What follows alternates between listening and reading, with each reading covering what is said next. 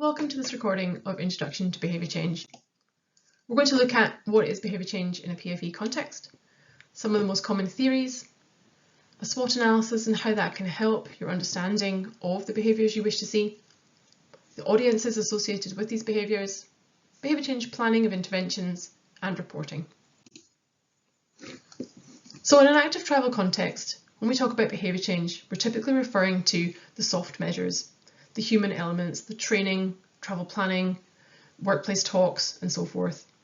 The hard measures such as infrastructure, cycle planning, and public realm changes, these are all contributing to behaviour change, but really what we're thinking about more are the soft measures themselves. When we're planning these interventions, we don't want to simply jump to creating this timeline of activities. We want to give a bit more consideration to the behaviours you want to promote, what you want to see happening on the ground, and who are involved in these behaviours.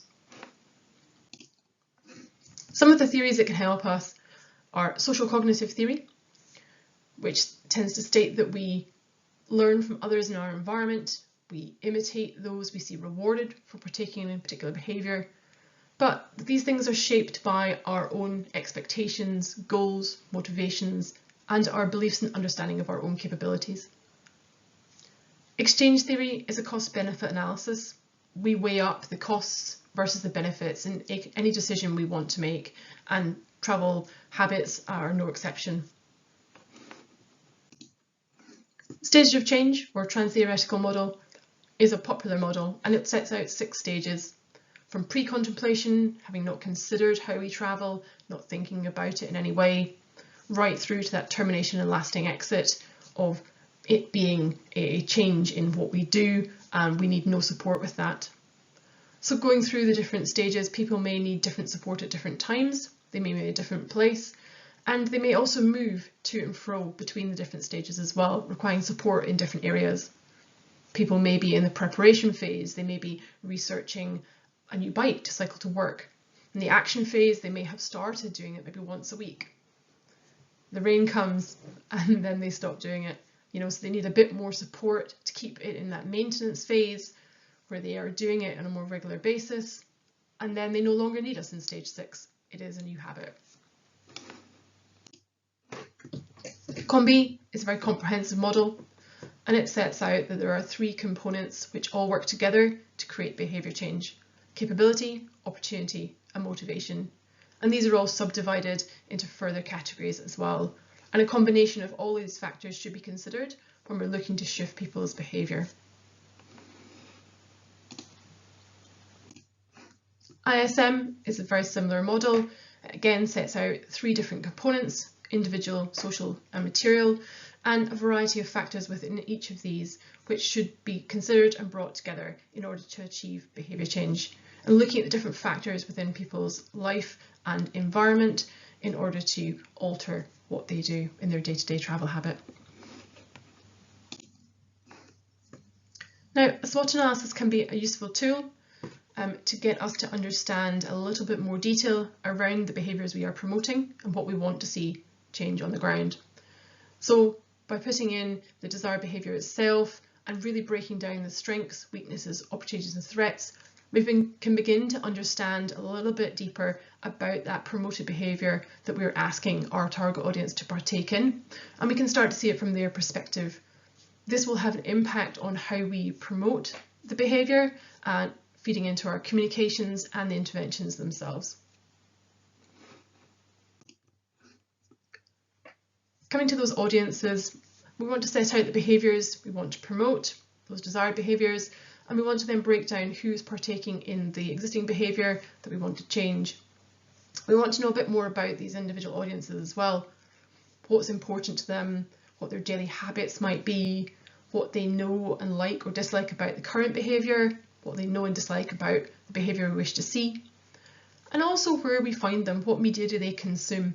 We want to be able to kind of reach out, have that communication, we want to promote these behaviours, we want them partaking in interventions. So where will we find them and how do we promote this to them? What do we know?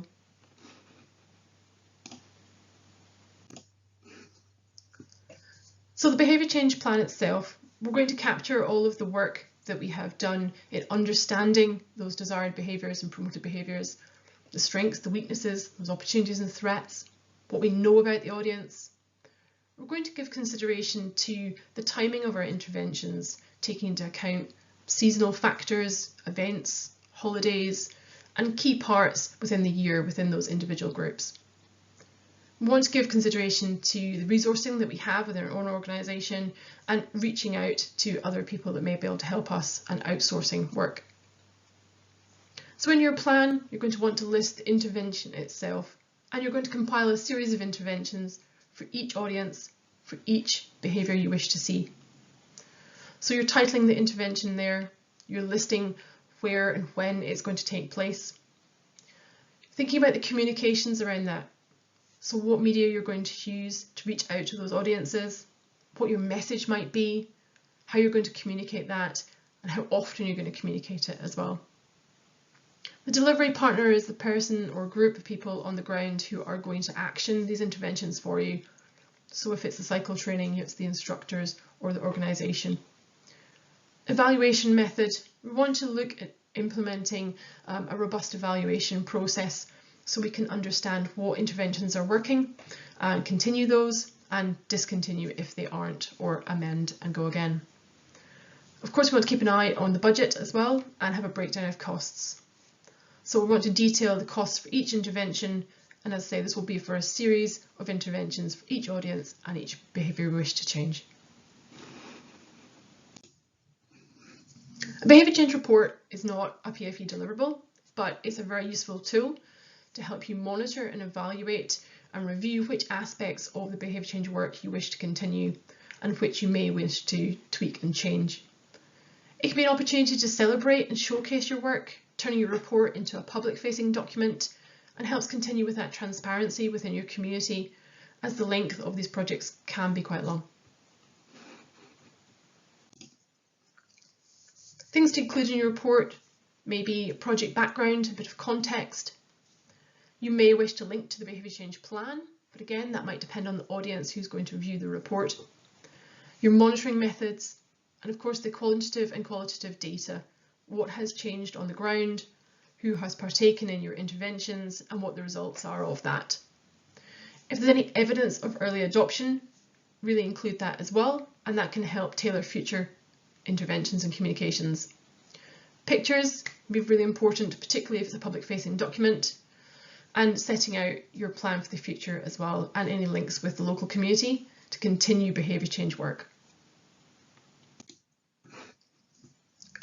So as a brief summary, we're thinking about what behaviour you wish to change in more detail, any theories that are appropriate and applicable that you can use to help guide your intervention planning, what that desired behaviour really offers your audience and what are the benefits of it to them.